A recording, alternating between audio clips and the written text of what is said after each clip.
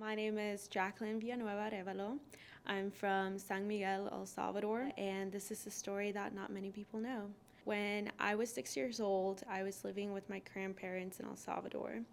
And for the longest time, I didn't really know who my parents were just because they were already in the States. They were trying to, at one point, just make enough money to bring me to the States for educational purposes due to the really bad education system that we had at the time. Um, but my story is one that I can say that I share with a lot of the children that are coming from Central America or just immigrating from any country. When I started my journey, my grandma accompanied me to Guatemala.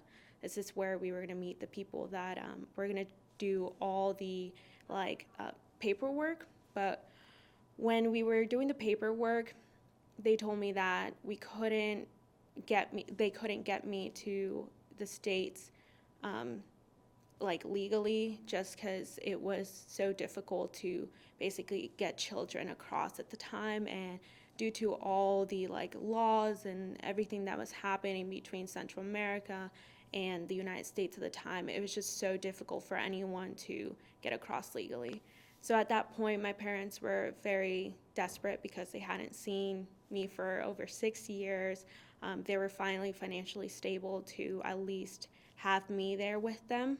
And I was already sick, so that meant school was starting and, kindergarten and all of this. So they really just wanted to get me on the right path as soon as possible. Little did they know, though, that it would be really harsh on me and on them. So when my grandma and I started traveling to Guatemala, this is where we met the people that you would refer to them as coyotes. We were meeting with them. I had this backpack and this stuffed horse that I always carried around.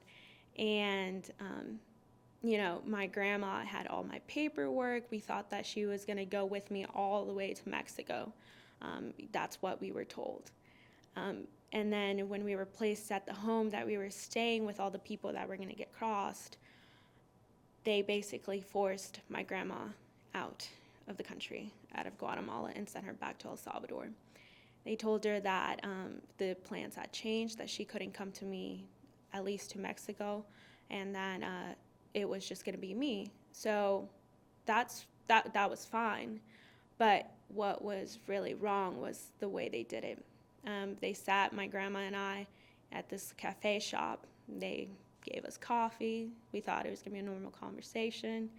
And I just observed a lot of the things, and this always stayed with me. But I just remember the people putting guns up to her and forcing her out. Told her that she needed to leave as soon as possible. That's when we knew that things were going to go wrong. They called my father and told him that he needed to pay $10,000 more just to get me across, when they were already paying so much money to get me there. And my parents were working 3 jobs, but it wasn't enough to even make $10,000 more. They had saved up everything that they could. And so they started asking people for money. They started raising, organizations started raising money as well, family members, and they got the money, they put it together, and they were like, all right, we have the money for you guys. They sent it over, but it was all just a lie and manipulation, because the plan changed again. And my grandma was no longer with me, and they had already asked for money. And so what my parents didn't know what they were going to do to me. They told my parents that, okay, we're going to get her to Mexico. From Mexico, we're going to basically give her up to immigration enforcement, which that's what happens to a lot of children. That's what they do. They give them up to immigration law enforcement. That way they can just already be part of the United States customs. That was the expectation and everything. But once they moved me from Guatemala to Mexico, I was now living with just a bunch of strangers. Had no idea who these people were. I had no contact with either my grandma or my parents here. So I was just confused. They changed my name multiple times to get me across places. So they were changing my identity, and it was really hard to, as a 6-year-old, to figure out what was happening. Um, all all I had in my mind was, oh, I'm gonna see my mom and dad again. I'm gonna meet my brother, who was just, my mom was pregnant at the time. So it was very emotional. And so once I got to Mexico, living in these homes, the treatment was terrible. No clue who these people were. I was lost. I was scared. For about 6 months, my parents had no idea where their little girl was. And the worst part was that, and these guys, they were going with the plan at one point to just get me there and have me they were trying to give me up to customs, immigration customs for the U.S., but that didn't happen. When they took me to the place that they said that's where immigration was going to pick me up, they didn't. They just left me on the road, and I just had my backpack, my stuffed horse, and I thought that, that just the person that they said they would pick me up there would pick me up. They didn't tell me a description of what car, who they looked like, if it was going to be a she or a he. And I just stood there, just stood in the middle of the road with nothing, all by myself. And a guy pulls up. It was a guy in a green Honda car. And he gets me in the car. And it wasn't until later that I found out what was happening to me. At this point, I was basically considered a trafficked child because the person that was in the car was a trafficker. And so this was already at the Mexican border. And we weren't too far off from the U.S. either, so we were pretty close. And immigration customs, usually they drive around a lot in that area. So we were driving for a while. The guy puts me in the car and even tells me what to say, who I am, and if anyone asks, that he was my uncle. It was all a lie. And so I just, very scared. And I see lights through the mirror of the car, and I see that it's officers. He told me that I had to stay quiet, to keep my mouth shut, and not to say anything. When I started to see the officer coming up to the car, all I could feel was just relief. Just relief, because I knew what was happening. And again, I didn't know where mom and dad were, didn't know where grandma was. So I just wanted to be somewhere where I felt safe again. And I started screaming, I started yelling, I started saying that he wasn't my uncle, that I didn't know this man, I didn't know where he was taking me. And I just remember running to the officer, and he didn't care. He literally, I think he had a daughter, because he hugged me so tight and then took me to the detention center where they put everyone that is caught at the border. And I was placed with these women that were traveling from Guatemala as well. And I had not eaten for a couple of days either. I was all dirty. I had no change of clothes. And I was just placed in this really crowded cell with women and men and children that had no idea where they were or what was going to happen to them. And so the officer saw that, the officer that I hugged when he rescued me, he saw that I was struggling and probably been missing for much longer than what the other people that were in there were missing. So he, puts me aside and was like, would you like to go to a home? And I was like, yes. So as they were trying to figure out where my parents were to get in contact with them, I was put in a foster home for a little bit. The foster care system really messed me up too. I saw what was happening in there as a 6-year-old. It's you think that they don't notice, but you notice a lot of things, and this was a very traumatizing thing. We were tortured. All the kids that were living in the home were tortured, were asked to do these crazy chores that 6-year-olds should not be doing. And it was just very terrible.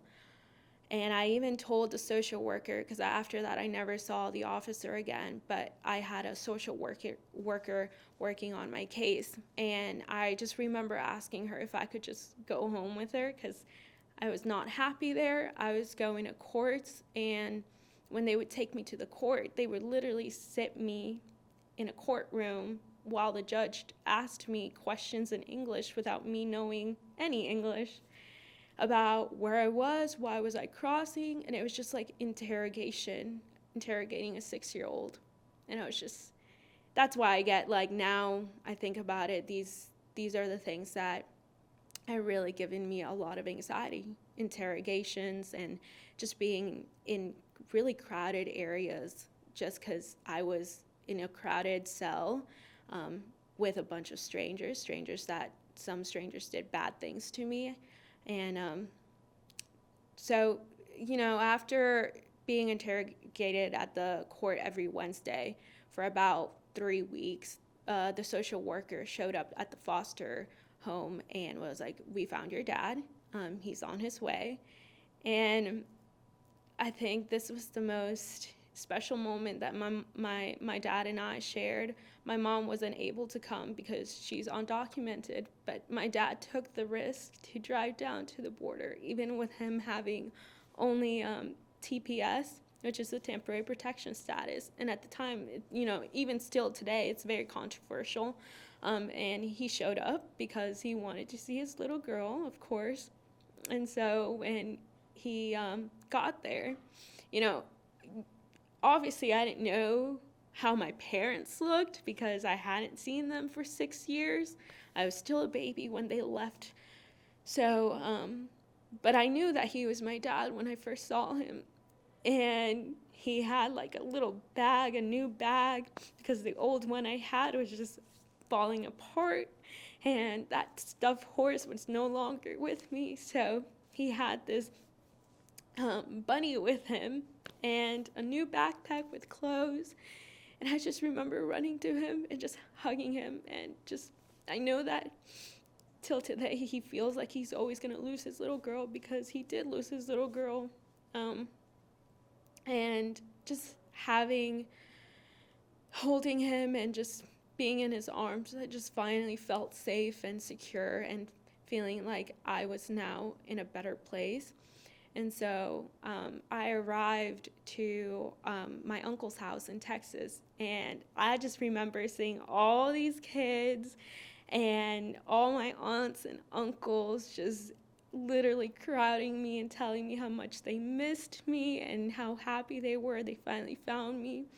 But I think the hardest part was knowing that my face was on social media posts, that my name was mentioned at churches, because no one knew where Jackie was. No one knew where that little blonde girl who started off her journey in El Salvador was for 6 months. And I think that my grandma too felt a little guilt for that, because she felt like she had let go of something that she was responsible for.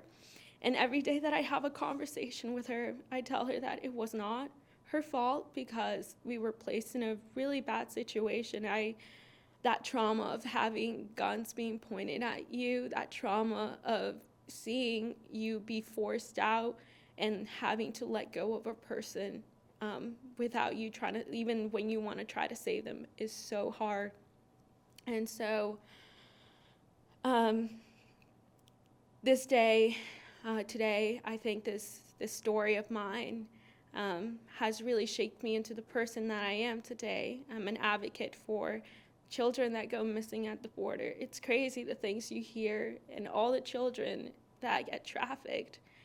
And so I'm just a very lucky person that I was rescued and saved from that situation, because it's already being hard to travel illegally and be undocumented and have to carry that with you all the time. But I think it's a lot harder to even carry the fact that you were a trafficked child. And I just hope that one day that like I can, travel down there and help those kids, because a lot of the kids either don't make it.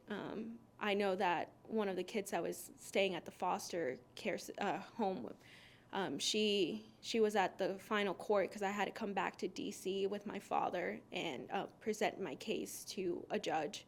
And this is where he was going to decide if I would stay or if they were going to send me back, because I wasn't completely safe. And this is where my father, again, got really scared, because he was like, oh my God, we put our little girl through all of this. We went through all of this just so a judge can tell us if she's going to stay or go. And when we went to the court, he made a decision, and the girl that I was in foster care with, she was there too. And I remember going out of that court after they had told me that I was allowed to stay, just very happy. And I know my dad was happy, everyone was happy. But coming out of the courtroom and seeing that family broken, just in pieces, because that little girl had gone through the same thing as me. And it was either one of you stay and one of you go kind of situation. And when I saw her family hugging her and just telling my dad that they were sending their girl back, was really, really difficult, because like I said, I think it made me a very smart child to see what was happening. And just seeing that she was being sent back and, having to live that life, that very poor life, was just really hard. And today I use that as a way to advocate for those that aren't able to basically be saved, because I think it's a situation of being saved. I come from a country that is very poor, and she was from a very poor country, Honduras. And so seeing that was just heartbreaking, and I hope that things change, because seeing children die or get trafficked or just be sent back will be, it's just very heartbreaking, the things you see at the border, and the conditions are not well. So I'm just very lucky and fortunate. And again, I'm an advocate for education as well, because I think that, the purpose for me to be here is for my educational rights, and I live by that. So I'm probably one of the most nerdy person, because I love school. I've enjoyed it. This is the reason why I was brought here, to have that opportunity to be successful and basically achieve all my goals and dreams. One day I want to be helping people in the medical field. So just knowing that I had my parents, they sacrificed so much for me.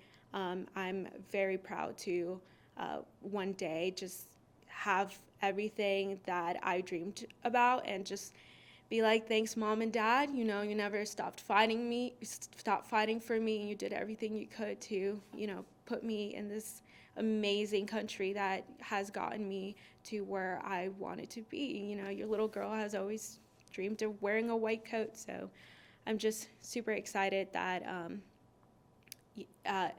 that I was just given the opportunity to just be here, and I hope that I can make a change someday with my story, and just have people hear about it, can make a difference and make an impact to kind of look at things differently, and hopefully have a different aspect of things.